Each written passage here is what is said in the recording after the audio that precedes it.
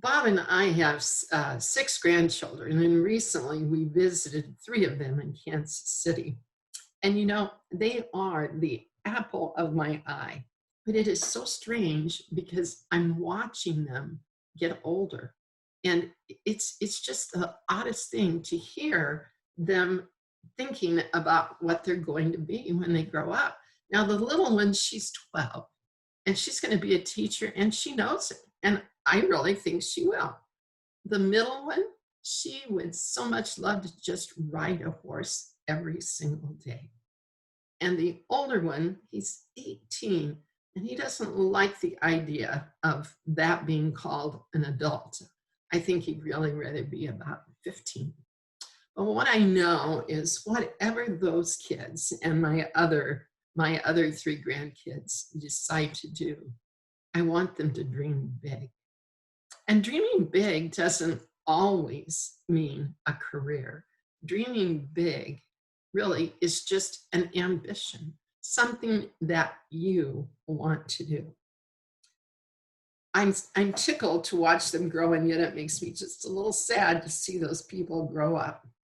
But have you ever wondered how some people in life, it seems like they have everything. They have maybe a great bank account. They were born into a wealthy family, and yet life for them has been hard. And then others came from nothing. I mean, I have a friend, she just had a horrible childhood, and yet her life has been wonderful. And she's done so well. And you just wonder how in the world that happens. How does one person start with nothing and another person start with a lot, and things turn out so different? The fact is, there is no map to follow, no map that will take us where God wants to lead us. We are all kind of off-roading it. Yet there's plenty of clues out there for living the big and meaningful life. Jesus talked to his friends, and he talked about this very thing. And he never told them to look for a plan. He just pointed them toward their much bigger purposes. I think the Apostle Paul really nailed it when he said, the only thing that counts is faith expressing itself through love. Faith can be a complicated thing. I mean, we've tried to describe it over and over again, but this is what I think. Faith is what you do about what you believe. Faith is what you do about what you believe. So setting aside time for personal reflection about who you are, why you think the way you think, and why you do what you do. It's pretty heavy lifting. But if you want to accomplish things in your life, then you need to do that. Especially if you haven't been able to figure it out, you need to think about those things. Who are you? Why do you think what you think? And why do you do what you do? I also believe that prayer is such an important part of all of this. Praying and just asking the Lord to guide you in the process. But what I want you to know is God is crazy about you. As they say these days, he's crazy about you to the moon and back. And he created each of us for a purpose. So if you're serious about your dream, surround yourself. This is one of the first things you can do, is surround yourself with people who love you. Now, some of us are fortunate to have family and they love us. And that is wonderful. I'm so thankful for that. But I always think it is so important to surround yourself with a friend or two or three or 10 who also love you. It makes a difference. If you want to achieve your ambitions, have you ever heard this? Don't be all balloon with no string. Do you get it? A balloon with no string, you're just kind of willy-nilly going someplace. We need to be anchored in God, and we need to be tied to one another. Do you remember when God created Adam, he said, it's not good to be alone, and he created Eve. And I believe that God still feels that way. Cultivating community isn't just a way to avoid loneliness. It's a method we use to interpret our own lives. Have you ever noticed when you're among friends, it often helps you see yourself as you are? So I ask you to grow your community. I think about our little supper that we have once a week. And it started out with 4, and then it went to 6, and it's gone to 8, and now we're up to about sometimes 10. And with COVID, that's not so easy to, if you go to a restaurant, it's not so easy to get a table for 10. But it's so much fun, and it's so much fun to have different friends. So I urge you, be inclusive. Don't be a clique. Be a gathering place for many. The power of community is big, and loving people the way Jesus did is a great way to go. And believe it or not, it's so beneficial to you. There's a saying also that you can tie our hearts together without tying our shoestrings together. In other words, if we're going to do community well, we don't want to compare ourselves to others. Don't hold up your ambitions to someone else. Just do it. Look at yourself and see what God created. God created you to be you. I have a friend named Carol. Carol is so organized. I'd love to be Carol, to be organized like she is. I would love to do that, but it's not me. I work on it, but it's not me. But that is her gift. So God gave us all really wonderful gifts. There's an Olympic athlete named Matt Emmons, and he is one of the best rifle marksmen in the world. I'm telling you, he could hit any bullseye. He could hit any little target right head on. So in this particular time, he had one last shot to take, and then he could go and get his medal. So he aimed his gun, he took a deep breath, he let part of it out, and he pulled the trigger. He hit the bullseye perfectly. The only thing is, he was aiming at his neighbor's target. You see, God made you with your own gift, so stop trying to be someone else. Just be you. Figure out your own ambitions, understand them, own them, take aim at those ambitions, and pull the trigger. Confusing someone else's dreams for your own, or thinking your dreams should be more like someone else, just might cost you the price. Being different. I wonder, have you ever felt, I'm so different? I'm not like other people. I have someone in my family that feels that way. And she is so special and so wonderful. And I just think God made us all in a certain way. And it's good to be different. It would be so boring if we were all just alike. And so if you are a person who feels different, be thankful for it because God made you that way. You might enjoy just being with 1 or 2 people, where perhaps someone else you know loves being with a crowd, but we can't all be like that. So embrace who you are and who God created you to be. Don't act like you know it all. Step back and become a student.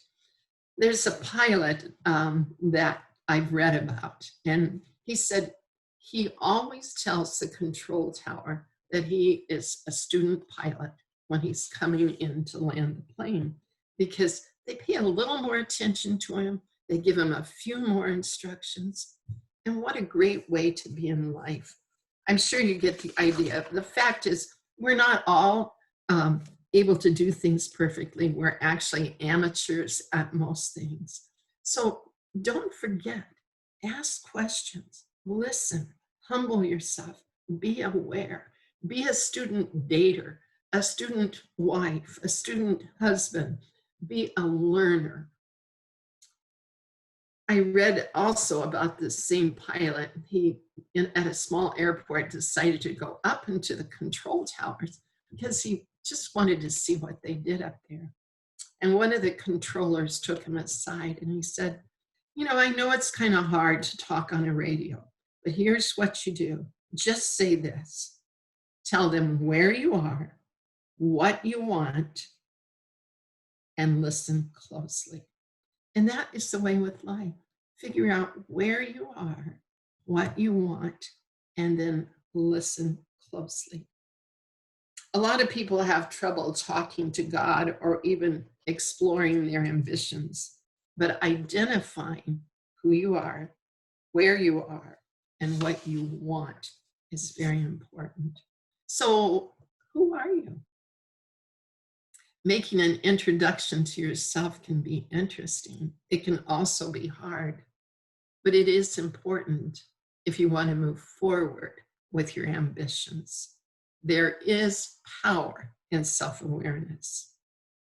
Maybe you're buried in responsibilities. Maybe you're buried in laundry or raising kids or in a career, or maybe you're buried in clutter. But finding out what makes you tick is worth the effort, because we cannot fix what we don't understand needs to be fixed. So where are you? Now, I'm not talking about the fact that you're at a women's retreat in your own living room, but I'm talking about where are you? What is a job that you hate? Or maybe you're in a toxic relationship, or maybe you feel very blessed, but where are you in life? If you want to fast track your ambition, you have to be real about that. Maybe you're in a huge mess. Whatever it is, you need to acknowledge it and you need to work on it. Most of us actually know where we are if we just stop and think about it. What do you want for your life? Most of us want peace and love and joy and happiness and purpose. But the trick is finding out what you already have. That will actually help you with what you want. What do you already have in life? You probably know it again if you just think about it. If we're going to get after our ambitions, we need to be self-aware enough to know where lasting joy and sustained hope come from. We also need to know what things we're good at and what things we're bad at. And our experiences will tell us. I know that I hate tedious things. I don't like to do one thing over and over and over again, especially if it's tedious. And yet I love to sew. But sewing can be kind of forgiving. It doesn't have to be exact. I hate balancing my checkbook. In fact, I don't do it anymore. I just check on the computer what's going on and I know all is well. So I know that about myself. I do like, believe it or not, to read instructions. I like to read instructions and follow them.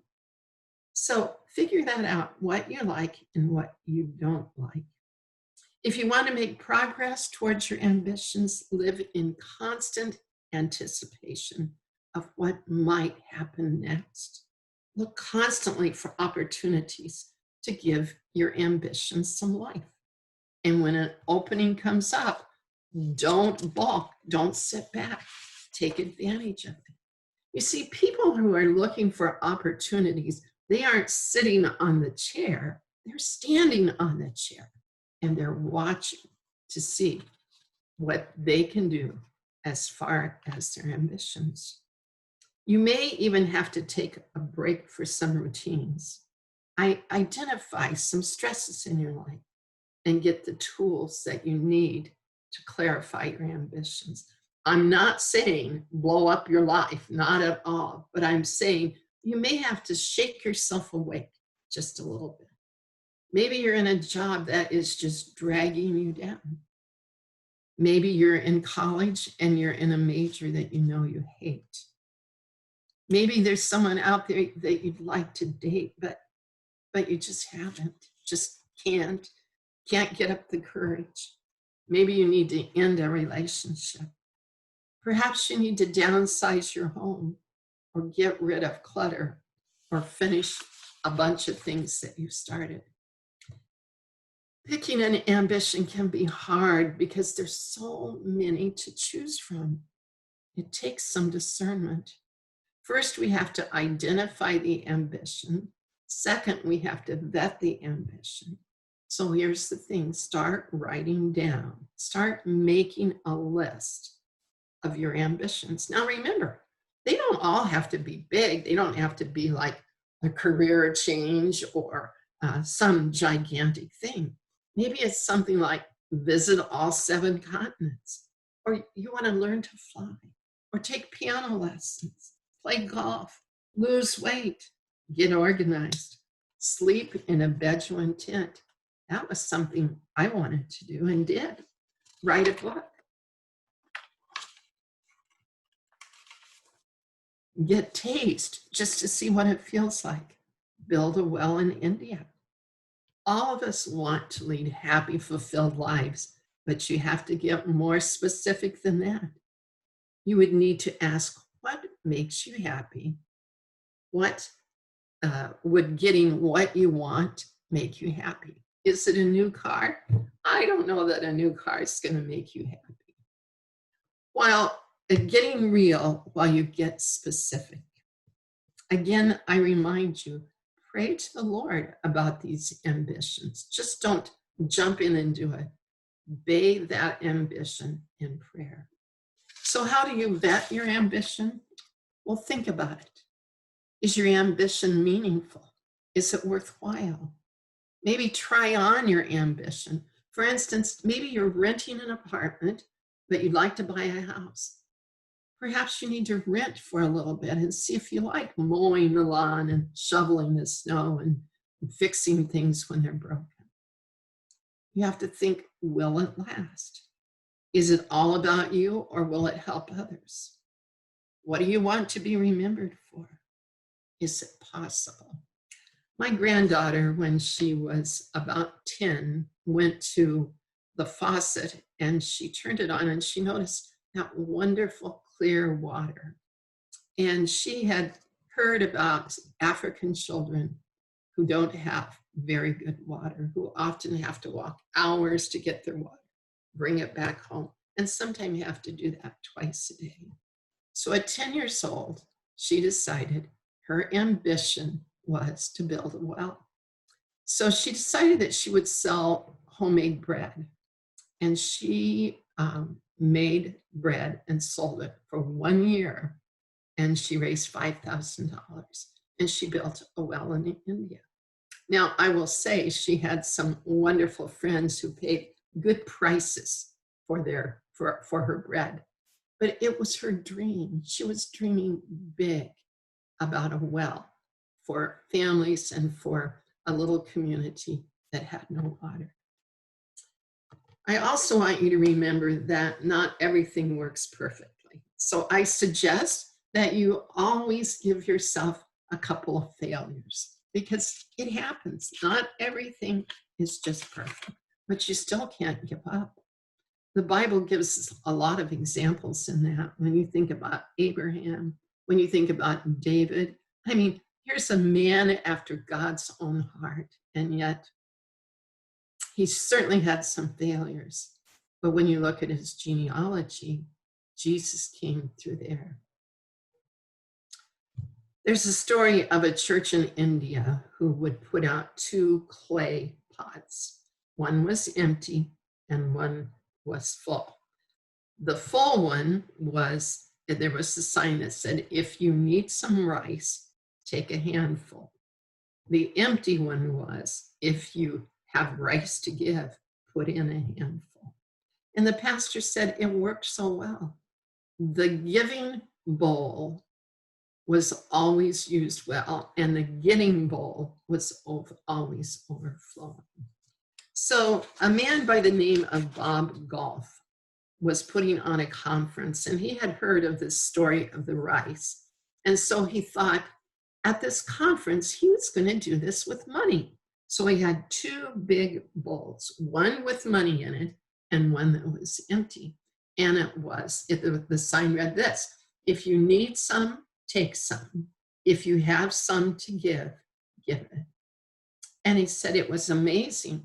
The bowl that had started out with a lot of money still had money in it at the end, but the empty bowl was overflowing with money. About a year later, a woman came to him, and she had a pretty good sized duffel bag, and it was stuffed pretty full of money. He said, for someone looking on could probably think it was a drug deal or something, because when he opened it up, it was full. It was full of money, like rolled up $5 bills. And here's the story. When she came to the conference, she had no money. And so she took some out of the bowl. She went to the store and she bought a bunch of beads and she made jewelry. You see, she had a dream. She had a big dream of giving money to African children because they need so much. But she didn't have any money. And by getting the money from the conference, buying beads, making jewelry, selling it at craft shows, she was able to give this money. So she was dreaming big, and there was someone there to help her. Bob Golf is the author of several books, and I have taken most of this seminar from his book called Dream Big. I don't know if to me this is backwards, but I'm hoping that you're able to see it perfect. You can see all of my bookmarks here. It is one of the best books that I've ever read. I got it on Amazon. He is not a Seventh-day Adventist, but he loves Jesus. And so I hope that if you're looking for some help on dreaming big, that you'll get this book. He also has a couple of other books. He has one called Love Does. It's one of the best books I've ever read also. So if you have a chance, do that. But as you can see, ambition is not always about your career. Dreaming big is not always about your career or building a huge house, but it's about how you live your life. And we do want to live our life in a big way. It's about the difference that you can make in your very own corner, in your very own community. And ambition can be large or it can be small, but it's always important. So that's what I have for you today. And I think I saw just a little bit of chat on here. And let's see if I can read a little bit of that. So Tracy says, oh, Tracy, your sister is here. Tracy, that is here with me. My sister has never been to a retreat before. I think that's so fabulous that we can do this and the others can join in who have never been there. Jennifer says to be able to help others through a girls' home for homeless girls, or to open a safe haven for addicts with no place to go. They have no home. These are my ambitions. I just have no job and no money to get started. Any ideas on how I could get these or even one of them started? You know, my guess is maybe start volunteering at a place for women, for homeless women and so forth, and maybe you'll come up with some sort of an idea. But I love to think about dreaming big in a way to help other people. Because when you read the New Testament, that is exactly what life is all about, is doing good for others, loving others. I mean, it's over and over and over and over again in the Old Testament. So ladies, let's just pray and thank you very much for being here. Father, we come to you, and I just thank you for the women who are here. And I just pray, Lord, that as we dream big, we will think of others, and that you will give us some ideas, give us some thoughts, send the Holy Spirit to guide us in our ambitions, because we want to live a life for you. We love you, Jesus, in your name.